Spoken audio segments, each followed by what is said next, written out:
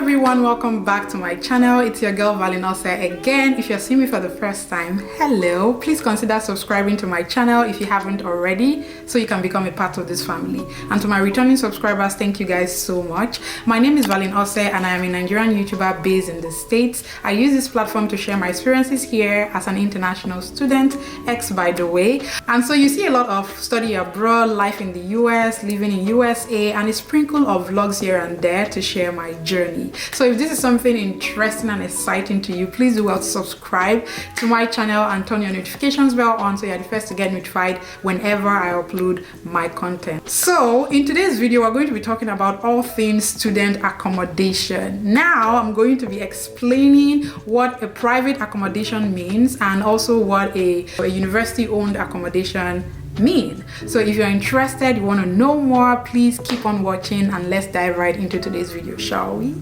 So guys, welcome back to my channel. Before we start, comparing both accommodation, category, I would want us to have an understanding of what these, accommodation actually mean. So a privately owned accommodation is what we refer to as an off-campus accommodation. These are accommodations that are not resident in the school. They are not on campus. They are just off campus, while a university accommodation by the name actually means an accommodation that is owned by the school, and it means that they are resident on campus. So they are like your dormitories or your hostels, for someone in Africa or Nigeria who are used to hostels. By hostels we mean that those accommodation are inside the school. I think it is important to make this video so that you can understand what the differences are between the privately owned accommodation and the university owned accommodation. That way you can figure out which of these options are in line with your budget. Budget is key in anything study abroad, so you want to know which one actually fits into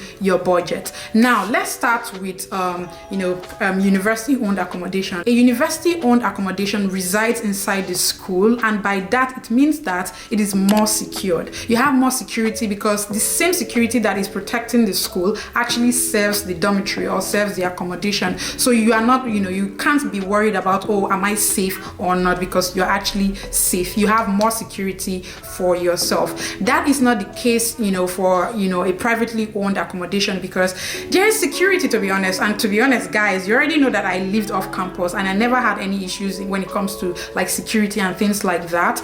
But it is much less secured when compared to a university owned accommodation. I hope that, makes sense. The second thing that I like to say is that a university owned accommodation is much more expensive. And guys, I'm not talking about $100 more expensive or $200 more expensive. I'm talking about over $1,000 more expensive. So when you compare that with an off-campus accommodation, it is way cheaper. And that is something you have to put into consideration when you're coming here, because you're an international and the exchange rates are not friendly. I keep saying that. If you're an old subscriber, you already know that is a thing on this channel. It is way the money you pay living in a university accommodation can actually serve you ×3 of what you pay in an off-campus accommodation. For instance, you can pay $4,500 for a semester in a privately, in a student accommodation,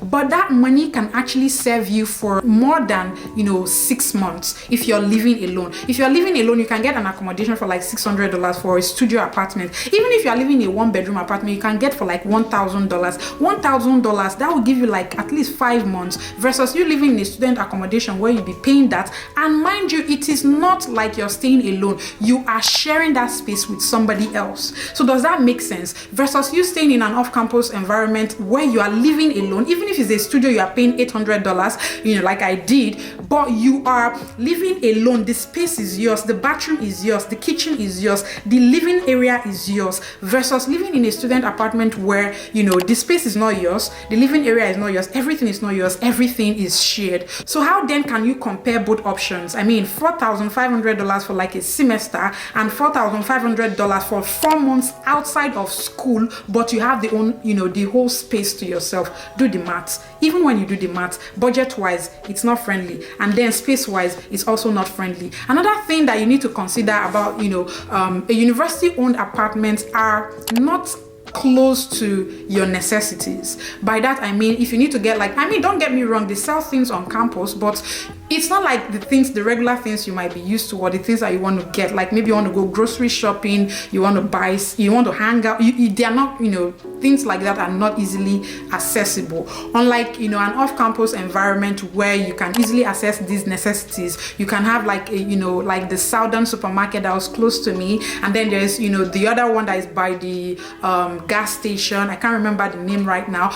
No, there's also CVS and things like that. So you have those options, around an off-campus environment, because you have more people there versus a school environment. They are there, but they are not like, readily accessible when compared to an off-campus environment. Another thing that has to be put into consideration is that, a university accommodation resides in the school, so it is closer to the school. It means you can walk to school. If you don't have, like a car, for yourself, you can walk to your classrooms, you can have your lectures, you can walk back and forth. We all know how that goes. But if you're living off campus, you can walk to school, but trust me, it's not as, you can't compare that to someone that is living on campus, because if you're walking for like 10 minutes and the other person is working for like 2 minutes, that's a lot of difference, and you'll be more relaxed, to wait for your professor, and even more engaging in the class, because you are a lot more less stressed versus somebody who has trekked to the school. University accommodations are regulated by the school authority, which means that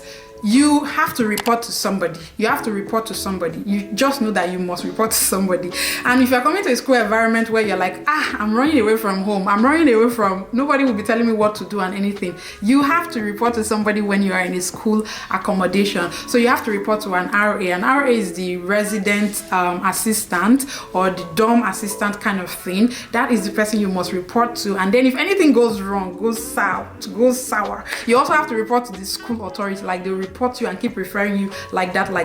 But if you're living off campus, you report to nobody. You report to yourself, except when you're living with a roommate. You have a roommate in the apartment, both of you are sharing everything, then you can report to the person. Not that you're reporting your life to the person, but if you're going to come back late, you can let your roommate know, because you're going to come back late. But if you are living alone off campus, you report to nobody but yourself. All right?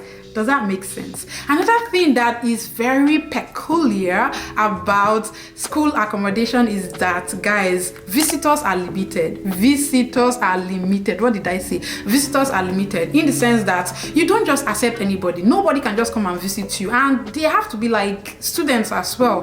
They have to know where they are coming from. You have to come downstairs to actually say that, oh yes, I invited this person over. They have to come, and say that this person, because they are very conscious of security. They don't just want anybody to come into that environment and endanger the lives of others. So they are very keen about the number of people that are going to be visiting you while you are there. So if you are somebody that you have a lot of friends, just know that that's not going to be the case. You have to be scheduling it. Monday, Amina will visit. Tuesday, Kola will visit. Wednesday, Victor will visit, and things like that. But if you are living alone off campus, you don't have to limit anybody. They just have to be coming on whenever. If you're at home and they call you, I'm coming, they can come, but if you have a roommate, at the same time, you have to let that person know, because the roommate might not necessarily want you to be bringing visitors a lot of time, or that person might not be comfortable. You just need to let your roommate know, because that's one of the things that comes with living with a roommate. So before I move into the next thing that I have to say, I want you to please subscribe to my channel if you haven't already. Give this video a huge thumbs up, and please turn your notifications bell on so you're the first to get notified whenever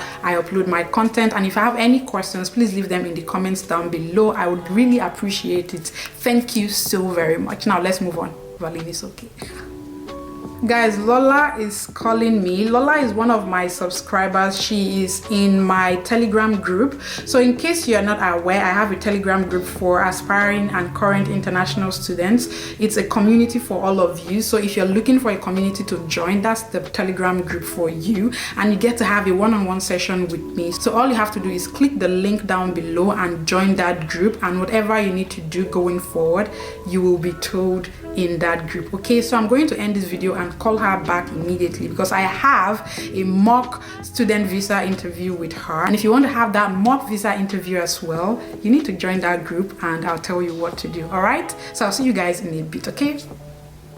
So guys, another thing about a university-owned accommodation is that you have free transportation within the campus. So now it is, they have like bus transportation system that takes you around the school. And so if you are living on campus, definitely you have quicker access to it. If you are living off campus, it's not that you don't have access to this free transportation when you are a student. You're a student, you have access to it, but you have to walk from your apartment to the school before you can access that free transportation. I hope that makes sense, right? So the next thing that you need to understand is that if you're living in a school dormitory or an hostel, you can get exposed to a lot of students, other students from all over the world. By that I mean, if we have, like in UAB, we had over 100 countries represented in my school. So imagine living on campus and living with 100 people from, 100 countries in the dormitory. So you will make friends with people from all over the world. Versus when you're living off campus, you don't have that much access to like students living all over the world. Which brings me to the next,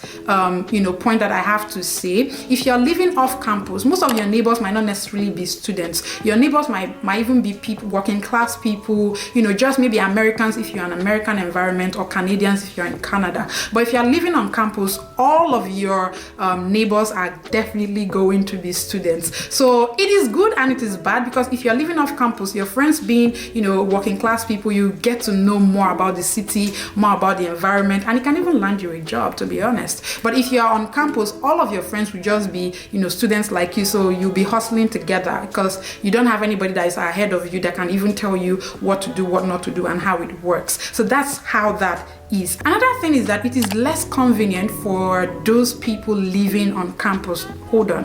What I'm trying to say is that if you have a visitor over, for instance, when I used to visit my friend who lived, on campus, if you see where they were living, it was like a cubicle. Like even the bed space was just, I couldn't even understand. So imagine visiting somebody, you can't even, man, it was really somehow, I don't know. So you can't really be that bold to like just bring somebody in and then take them around and be doing no, except maybe you are, I don't know, but it is very tiny. The bed space is very tiny, so it's not that convenient for you to like have guests over and things like that if you're somebody that is wanting someone to sleep over. I don't know, but if the other person, is going to be hard. Even if the person is your friend or maybe a romantic relationship or anything like that, it is going to be hard. Versus when you are staying off campus, it is very convenient for you to do that. There's space for you to do that. We already talked about the fact that it has more space versus, a student apartment where you have like tiny space. One thing that I almost forgot is that when you're living on campus in a student, a university-owned accommodation, it comes with all the utilities intact. So you have light, you have water, you have internet, all of those things are included. But an off-campus accommodation may or may not have the utilities included. So even if it has the utilities included, you are paying for it. If it doesn't, you pay for it, on your own. So you have to like, get all of those things to your apartment and pay for it before you even move in. So it is, at the same time, when you look at it, things are like almost the same. This is like an appeal. Stay off campus because it is safe. You save more money. You have more space and time to yourself, and you can, report to yourself. And trust me, in my school, even when I was living off campus, the police department was actually close to like where I was living as well. So you can get accommodations that are actually close to school, even if, it's a lot more like you need to walk to school, but it is close to school and it is less, tasking and less demanding in terms of money. So I hope this video has definitely helped you. If you did enjoy this video, please give it a huge thumbs up and don't forget to subscribe to my channel if you haven't already, and turn your notifications bell on so you're the first to get notified whenever I upload my content. And please guys, click the link in my description to join my Telegram group so you can get a one-on-one session with me off YouTube. And of course, if you have any video idea or video suggestions, leave them in the comments down below and I'll do my best to upload a video answering your question. And until we see again in my next video, I remain my humble self, ValeenOseh, and I pledge to never give up, and I hope that you do same. Bye guys.